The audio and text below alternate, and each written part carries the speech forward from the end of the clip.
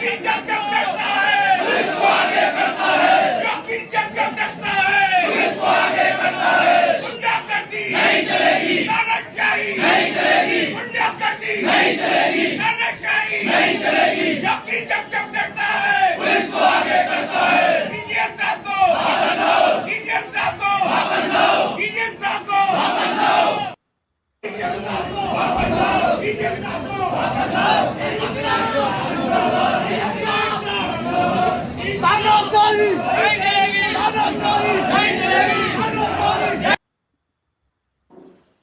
नमस्कार, आप देख रहे हैं स्पेशल कवरेज न्यूज। मैं हूं आपके साथ शिव कुमार मिश्रा।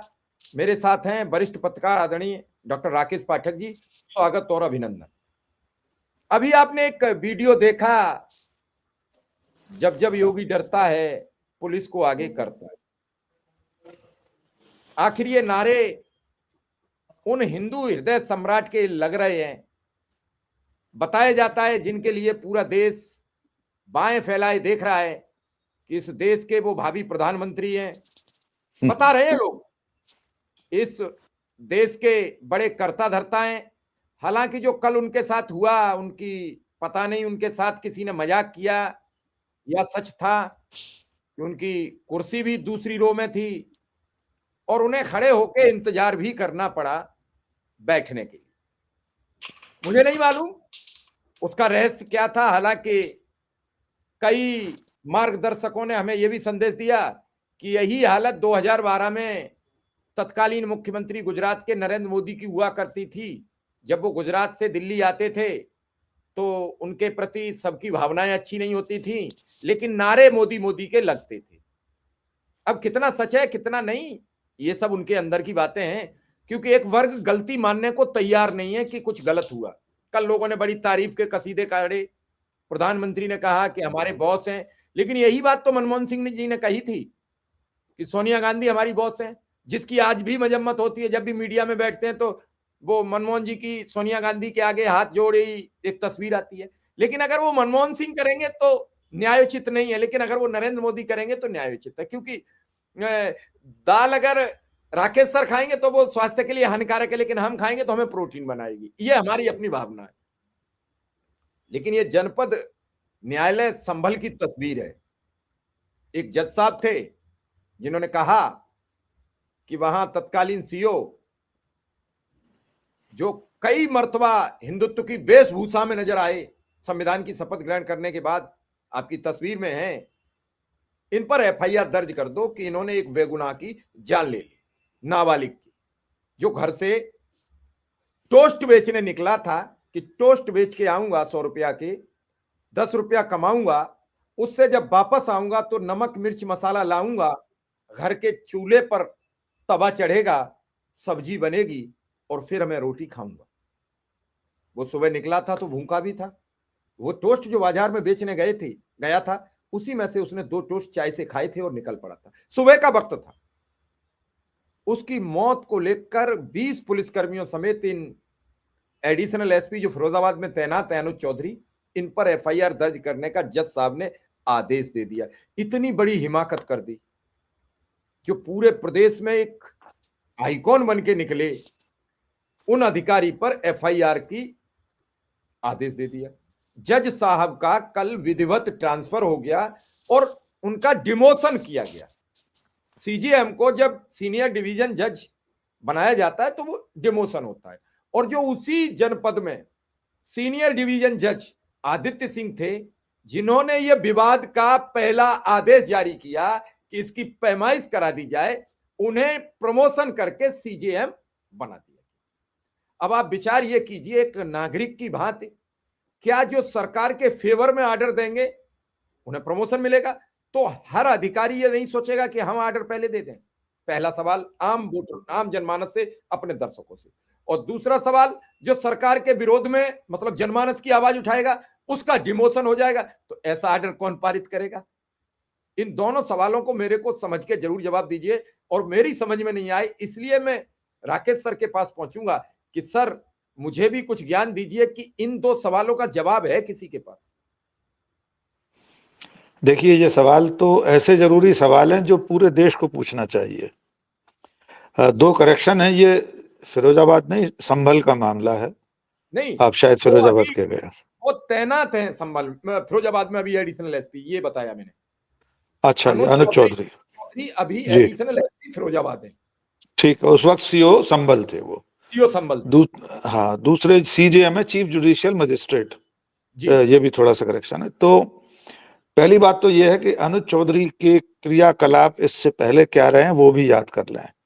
एक तो संभल में जो हिंसा हुई थी उसमें पुलिस की गोली से वो बेकसूर नाबालिग पुलिस की गोली का शिकार हुआ। उसके पिता ने अदालत का दरवाजा खटखटाया, लेकिन उससे पहले भी यही अनुज चौधरी कभी हनुमान जी की गदा लेकर चल समारोह के आगे आगे चलते दिखाई देते हैं वर्दी में। कभी ईद के मौके पर कहते हैं कि मुसलमान अपने घर की छत पर भी नमाज नहीं पढ़ सकते। ये वे अनुज चौधरी हैं। इन पर योगी सरकार का कैसा वरद हस्त है, इसका अंदाजा अब उस केस से लगा लीजिए जिसका हम जिक्र कर रहे हैं। सीजेएम की अदालत ने उस नाबालिग बच्चे के पिता की फरियाद पर मुकदमा दर्ज करने का आदेश दिया सीओ अनुज चौधरी और अन्य पुलिसकर्मियों के खिलाफ। सबसे पहली हरकत तो की वहां के एसपी ने। उन्होंने एक तरफा अपनी तरफ से फरमान जारी कर दिया कि अदालत का आदेश अवैध है। शायद देश में ऐसा पहली बार होगा कि कोई आईपीएस अधिकारी अपनी मर्जी से अपने एक मातहत सीओ को बचाने के लिए कह दे कि अदालत का आदेश अवैध है। आप किसी आदेश को चुनौती दे सकते हैं उससे ऊंची अदालत में। पुलिस विभाग बाकायदा प्रक्रिया अपनाकर उस आदेश के खिलाफ अपील लगाता। वहां यह बात कही जाती कि हमारा पक्ष नहीं सुना गया, या अनुज चौधरी या पुलिस उस वक्त अपना फर्ज निभा रही थी और उसमें कोई हत्या करने की मंशा नहीं थी, कातिलाना हमले की मंशा नहीं थी। ये सारी बातें अदालत में कही जा सकती थी। फिर वहां पर गुणदोष के आधार पर, सबूत गवाही के आधार पर उससे ऊंची अदालत तय करती कि जो आदेश सीजेएम ने दिया है केस रजिस्टर करने का, वो सही है या गलत। एसपी कौन होता है शिव कुमार जी, ये कहने वाला कि सीजेएम का आदेश अवैध है। फिर उसके बाद जो हुआ उसका नजारा हमने देख लिया। चंद दिन के भीतर योगी की सरकार ने सीजेएम को न केवल वहां से हटा दिया बल्कि उनका डिमोशन भी कर दिया। अब वे चीफ जुडिशियल मजिस्ट्रेट की बजाय सामान्य मजिस्ट्रेट होकर रह जाएंगे जहां भी उनकी पदस्थापना हुई है। असल में योगी आदित्यनाथ ने इस कार्रवाई के जरिए लोगों को यह संदेश देने की कोशिश की है कि जो भी व्यक्ति उनके रास्ते का कांटा बनेगा, भले वो न्याय संगत बात करे, कानून के तहत काम करने वाला हो, कानून के मुताबिक कोई आदेश पारित करने वाला हो, उसे सजा मिलेगी। हमारे आपके गांव में देहात में एक कहावत चलती ना, एक कौवा मार के टांग देने से बाकियों में खौफ बैठ जाता है। तो योगी आदित्यनाथ ने इस तरह से कौवा मारकर टांग दिया है कि अगर कोई सीजेएम या कोई भी न्यायाधीश उनके किसी कृपा पात्र के खिलाफ कोई कानूनी कार्रवाई करेगा, विधि सम्मत कोई आदेश पारित करेगा, तो न केवल उसे कुर्सी गंवानी पड़ेगी बल्कि उसका डिमोशन भी हो जाएगा, उसे पदावनत कर दिया जाएगा। लेकिन इस मामले में एक बड़ी उम्मीद की किरण मैं देखता हूं शिव कुमार जी। बहुत दिनों बाद ऐसा हो रहा होगा कि उत्तर प्रदेश जैसे राज्य में, जहां एक भगवाधारी साधु योगी, जिसके लिए आप कह रहे हैं कि उनके समर्थक ऐसा मानकर चलते हैं कि वे भविष्य के प्रधानमंत्री हैं। कल भी आपने देखा होगा नए अध्यक्ष के कार्यभार ग्रहण में वे खड़े हुए, लेकिन मोदी को नमस्ते नहीं किया था उन्होंने हाथ जोड़कर, बाकी सबने हाथ जोड़े थे। लेकिन उस राज्य में अगर ये काले कपड़े पहनने वाले कुछ वकील इस तरह से गलत को गलत कहने आए हैं अदालत में खड़े होकर नारा लगा रहे हैं कि जब जब योगी डरता है पुलिस को आगे करता है, तानाशाही नहीं चलेगी, एसडीएम सीजेएम साहब को वापस लाओ। तो ये बहुत बड़ा संकेत है कि अब उत्तर प्रदेश में लोग धीरे धीरे गलत के खिलाफ बोलने के लिए खड़े हो रहे हैं। इन वकीलों में हो सकता है बहुत से ऐसे हो जो भारतीय जनता पार्टी के समर्थक हों, हो सकता है योगी मोदी के समर्थक भी हों, लेकिन जब उन्हें ऐसा लगा कि एक कानूनी आदेश देने वाले सीजेएम को इस तरह हटाया जाएगा तो ये भविष्य के लिए अच्छा संकेत नहीं है। लेकिन ये संदेश अकेले योगी नहीं दे रहे हैं। मैं दो उदाहरण और जोड़ देना चाहता हूं। दिल्ली दंगों के मामले में एक आदेश पारित करने वाले जज को भी हटा दिया गया था। राजस्थान में अंबानी के बारे में एक आदेश पारित किया था किसी जज ने, उनको भी फौरन हटा दिया गया। यानी अब एक ही उम्मीद की किरण, उम्मीद की देहरी बची थी, न्यायपालिका, और उनमें से भी चंद लोग ही बचे हैं जो कानून को मद्देनजर काम कर रहे, रखते हुए काम कर रहे हैं, जो सिर्फ कानूनी पहलुओं पर ध्यान देते हैं। बाकी तो न्यायपालिका में भी नीचे से ऊपर तक, निचली अदालतों से लेकर देश की सबसे बड़ी अदालत तक, सब जगह ऐसा लगता है कि संघ दक्ष लोग बैठे हैं। लेकिन जो शेष बचे रह गए लोग हैं, संभल के सीजेएम जैसे लोग, या दिल्ली में आदेश पारित करने वाले वे जज साहब, या राजस्थान के जज साहब, ये जो नाम मात्र के लोग बचे हैं ना, ये भी बचे न रहें, इनको भी हिंदी में समझा दिया जाए। इसके लिए ऐसे फैसले होते हैं, इस तरह के तबादले होते हैं, इस तरह से लोगों को पद से हटाया जाता है। लेकिन मैं फिर दोहरा रहा हूं, अगर वकीलों ने वहां आवाज उठाई है, हम और आप बात कर रहे हैं, आप भी उस सीजेएम के तबादले के खिलाफ चर्चा कर रहे हैं, हम भी आवाज उठा रहे हैं, तो हम लोग तो उठाते ही रहते हैं। लेकिन अगर उत्तर प्रदेश के वकील बोल रहे हैं तो ये अच्छा संकेत है। जी शिव कुमार सर, एक ईमानदार जज को नहीं भाजपा झेल पाई, जिसने एक जनहित का फैसला सुना दिया। ऐसा तो नहीं था कि उन्होंने अब तक ऐसे दर्जनों फैसले सुना दिए थे जो सरकार विरोधी थे, सिर्फ एक फैसला सुनाया। क्या सरकार के लाडले अधिकारी के खिलाफ उठी आवाज ये साबित करने लगी कि कल फिर किसी जिले में अगर हमने समुदाय विशेष पर डंडा चलाने का अगर आदेश पारित किया या संदेश दिया, क्योंकि आदेश तो लिखित जाते नहीं है, ये तो व्हाट्सएप संदेश से जाते हैं। जैसे अभी हमारे चुनाव आयुक्त महोदय, मुख्य चुनाव आयुक्त महोदय बंगाल में चला रहे हैं कि व्हाट्सएप के आदेश से एसआईआर कराना चाहते हैं। तो सर, फिर अधिकारी और जनता के बीच में जो रिलेशनशिप होती है, जिससे विश्वास कायम होता है, कानून का एक इकबाल होता है, वो तो सब खत्म हो जाएगा। क्योंकि फिर तो आदमी को यह सोचना पड़ेगा कि इकबाल बनाना होगा तो साहब की क्षण वंदना करनी पड़ेगी, वरना साहब तो कुछ भी कर देंगे, साहब को तो अब ऊपर से कुछ होना नहीं है। और ताज्जुब इस बात का है, जब ये एफआईआर का आदेश होता है, उसके बाद अनुज चौधरी गोरखपुर जाते हैं और गोरखनाथ महाराज के दर्शन करते हैं और वापस आते हैं और जज साहब का तबादला हो जाता है। तो ये रिश्ता क्या कहलाता है? बात बड़े पते की मैं जानना चाहता हूं। देखिए, रिश्ता यही कहलाता है कि अगर सरकार की ठकुर सुहाती करते रहोगे, जैसा योगी मोदी चाहते हैं वैसा करते रहोगे, तो मौज में रहोगे। वैसे इस मामले में भी शिव कुमार जी, एफआईआर का ही तो आदेश था, कोई उस जज ने सजा तो नहीं दे दी थी। मुकदमा चलने देते। अगर आपने कोई अपराध नहीं किया है, आपने जानबूझकर किसी को गोली नहीं मारी है, आपने सिर्फ धर्म संप्रदाय देखकर अपनी वर्दी और पुलिस की ड्यूटी को नहीं निभाया है, आपने निष्पक्ष भाव से काम किया है, तो अदालत में निर्दोष साबित हो जाते ना। अनुज चौधरी और बाकी के 20 पुलिस के जवान सिर्फ एफआईआर दर्ज होने से दोषी तो नहीं हो गए थे, सीजेएम ने उनको सजा तो नहीं दे दी थी। न सीजीएम ने यह कहा था कि इनको निलंबित कर दिया जाए या बर्खास्त कर दिया जाए, न उनकी वर्दी उतारी गई थी। सिर्फ एफआईआर दर्ज करने का आदेश ही जज का अपराध बन गया। इसका अर्थ यह है कि जिनके खिलाफ मुकदमा दर्ज करने का आदेश हुआ था वे जानते थे कि अगर मुकदमा चला तो उन्हें सजा भी हो सकती है।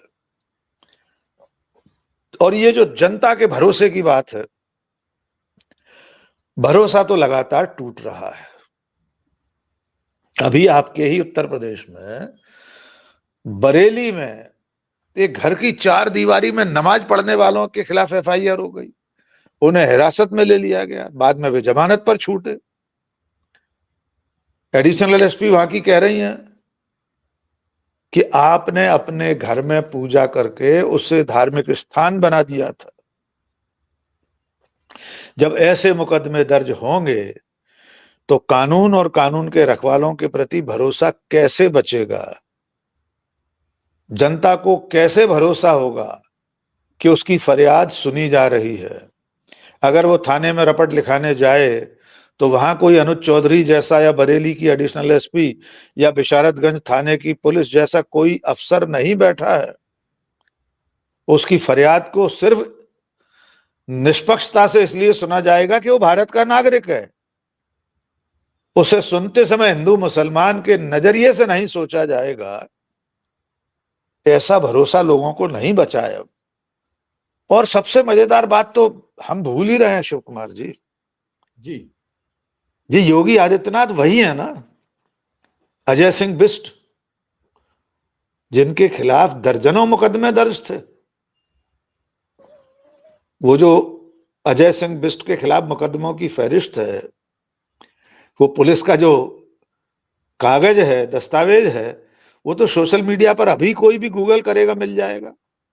ग्रोक से कोई पूछ लेगा ट्विटर पर तो जानकारी मिल जाएगी। फिर ये भी मालूम पड़ जाएगा कि योगी आदित्यनाथ ने शपथ लेने के बाद सबसे पहला काम कौन सा किया था? अपने पर लगे मुकदमों को वापस करवा दिया था। ये किस कानून में लिखा है? भारत के संविधान की किताब के किस पन्ने, किस अनुच्छेद में लिखा है कि एक व्यक्ति मुख्यमंत्री बन जाए तो उसके खिलाफ जो दर्जनों मुकदमे दर्ज हैं वो अपनी मर्जी से उन मुकदमों को वापस दिलवा सकता है? खात्मा रपट लग गई। अजीब कानून है इस देश में। योगी आदित्यनाथ को कानून के सामने जाकर अपने उन तमाम मुकदमों में पेश होना चाहिए था। मुकदमे चलते, आप बेकसूर साबित हो जाते, बिल्कुल बरी होकर निकलते। लेकिन आपने मुख्यमंत्री बनते ही मुकदमे वापस ले लिए। तो ऐसे मुख्यमंत्री के राज में उनका कृपा पात्र कोई थानेदार, कोई दरोगा अपने खिलाफ एफआईआर हो जाए तो स्वाभाविक है वो गोरखनाथ में मठ में नहीं गया था, वो फरियाद लगाने योगी आदित्यनाथ से गया था। सर जी, आपको पता होगा एक केंद्र में नरेंद्र मोदी की सरकार बनी और जब उत्तर प्रदेश में अखिलेश यादव की सरकार थी, नोएडा के दादरी में एक अखलाक नामक व्यक्ति की सिर्फ इसलिए पीट पीट कर हत्या कर दी गई कि ये बताया गया कि उसके फ्रिज में बीफ था, यानी गाय का मांस था। 2 दिन पहले उसी इलाके में एक गाय का बछड़ा मरा था और वो अखलाक एक गरीब आदमी था जो उसके रहन सहन और उससे सबने देखा। क्योंकि दिल्ली एनसीआर में अब जिसकी छोटी भी जमीन थी वो करोड़ों रुपया की हो गई है, तो अब सबके हाव भाव बदल गए हैं। मुख्यमंत्री की आप जिक्र कर रहे थे केस वापस लेने की, सरकार ने तो अखलाक के हत्यारों का केस वापस लेने के लिए कोर्ट में अर्जी लगा दी। आप मुख्यमंत्री का क्यों जिक्र कर रहे हो? आप तो ये कहिए कि भाजपा का छोटा कार्यकर्ता भी अगर कहीं माइनॉरिटी यानी मुस्लिम के खिलाफ अपराधी है और उसकी साख और पैठ है भाजपा में, तो कहीं भी मुकदमा वापस हो सकता है, मुख्यमंत्री ही नहीं। और उन जज ने भी बड़ी हिम्मत दिखाई। मैं तो उन जज को घबरा रहा हूं कि वो नोएडा से कब हटाए जाएंगे जिन्होंने वो फाइल रिटर्न की है। अब मुझे तो पद का खतरा दिख रहा है। उनका नंबर भी आता ही होगा, क्योंकि योगी सरकार अखलाक के हत्यारों पर मुकदमा नहीं चलाना चाहती थी। और मुकदमा तो छोड़िए शिव कुमार जी, इसी उत्तर प्रदेश में मॉब लिंचिंग के एक आरोपी की मृत्यु हो गई थी बाद में, तो उसके शव पर तिरंगा लपेटा गया था। आप सोचिए, हमारा राष्ट्र ध्वज, हमारा गौरवशाली तिरंगा, वो एक हत्या आरोपी के शव पर लपेटा गया था। उत्तर प्रदेश में शंभू रैगर, मॉब लिंचिंग का एक आरोपी, रामलीला के चल समारोह में उसकी झांकी बनाई गई थी। एक झांकी में शंभू रैगर का पुतला बिठाया गया था, हत्या के आरोपी का। तब ये देश कहां जा रहा है, ये समाज कहां जा रहा है, इसकी कल्पना करके ही मन सिहर जाता है।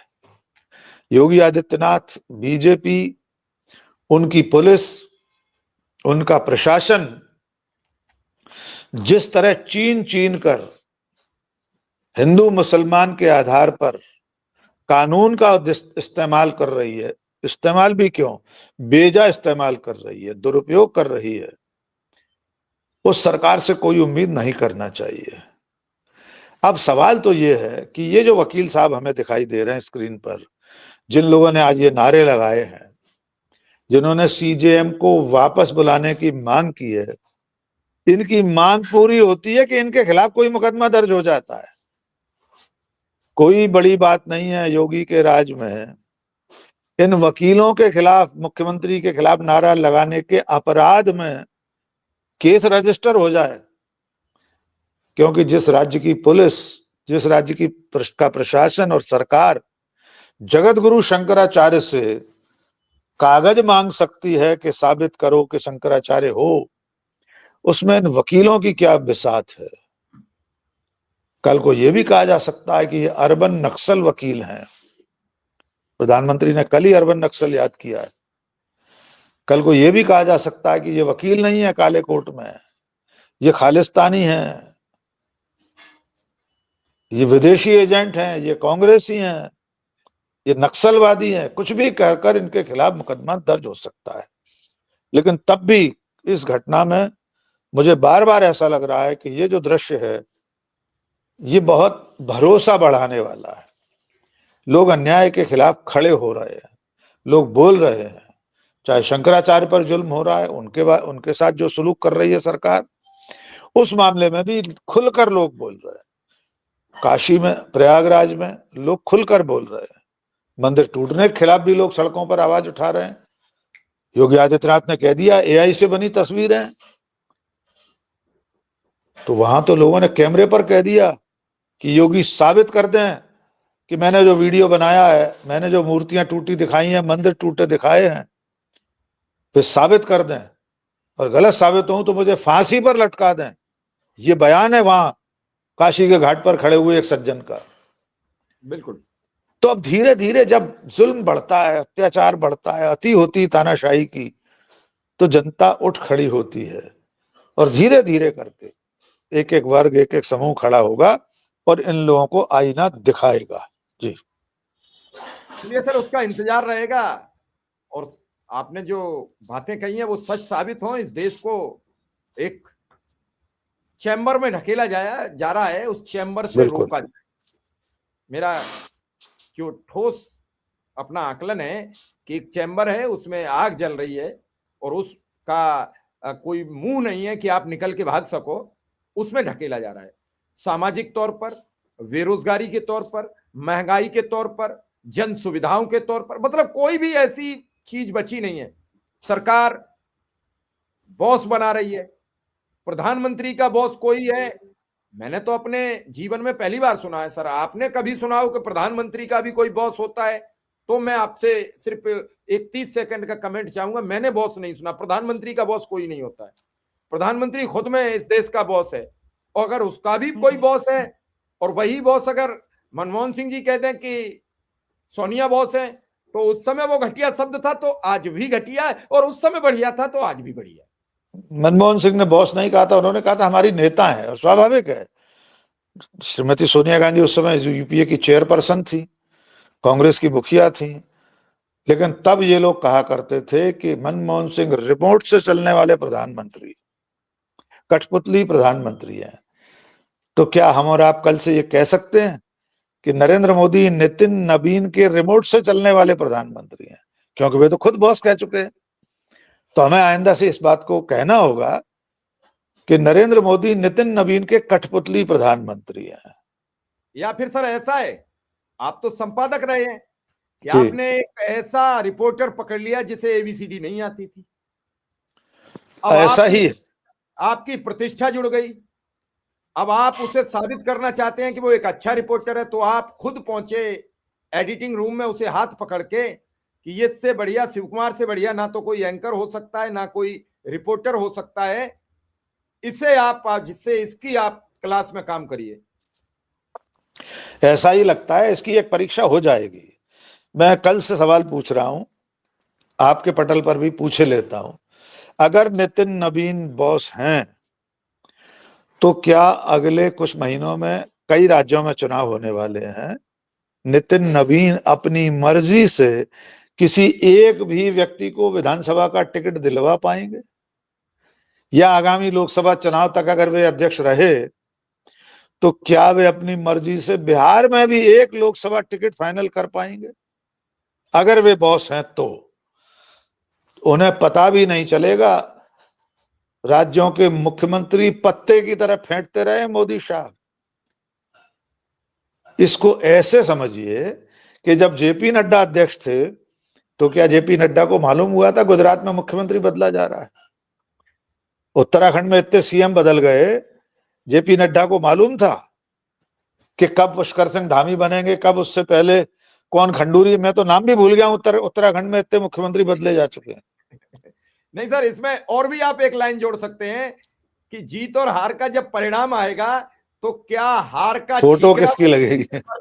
मोदी के सर पर फोड़ पाएंगे? जीत का श्रेय तो उन्हें देना पड़ेगा, इसमें तो कोई दो राय नहीं है। तो जब हारेंगे तो हार का भी परिणाम उनके सर पर फोड़ पाएंगे? ये भी आप इस सवाल में जोड़ लें तो शायद दर्शक बता देंगे। बिल्कुल, देखिए जब अगले चुनाव के बाद टेलीविजन चैनलों पर जब विंडो बनेगी मतगणना के दिन, तब देखना होगा अगर पार्टी पे चढ़ रही होगी तो नितिन नवीन का फोटो लग जाएगा, बीजेपी जीत रही होगी तो तुरंत एक तरफ की विंडो में नरेंद्र मोदी दिखाई देंगे। इसमें एक और चीज जोड़ लीजिए, राज्यों में मुख्यमंत्री बनने की नौबत आएगी तो जैसे अभी 3 राज्यों में मध्य प्रदेश, राजस्थान, छत्तीसगढ़ और उसके बाद हरियाणा पर्ची से मुख्यमंत्री बने हैं, जेपी नड्डा को मालूम था पर्ची में किसका नाम लिखा जा रहा है, तो नितिन नवीन को भी नहीं मालूम पड़ेगा। उन्हें भी टेलीविजन की ब्रेकिंग से पता लगेगा कि कौन से राज्य में कौन मुख्यमंत्री बन गया या किसे बदल दिया गया। गुजरात के एक मुख्यमंत्री तो कह रहे थे मुझे तो सुबह मीडिया से मालूम पड़ा कि मुझे हटा दिया गया है। तो जेपी नड्डा को कहां से मालूम होगा? तो आइंदा नितिन नवीन को भी नहीं मालूम होगा। बॉस और सुपर बॉस सब कुछ नरेंद्र मोदी रहेंगे। ये तो कठपुतलियां हैं, इनकी डोर नरेंद्र मोदी के हाथ में रहेगी। और वैसे भी नितिन नवीन इतने जूनियर हैं, उनका कद इतना छोटा है मोदी शाह के सामने कि उनकी हिम्मत नहीं है।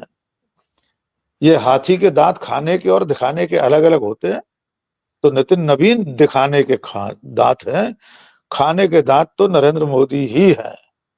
जी शिव कुमार। चलिए सर, आपने बड़ी महत्वपूर्ण जानकारी दी, आपका बहुत बहुत आभार, बहुत बहुत धन्यवाद।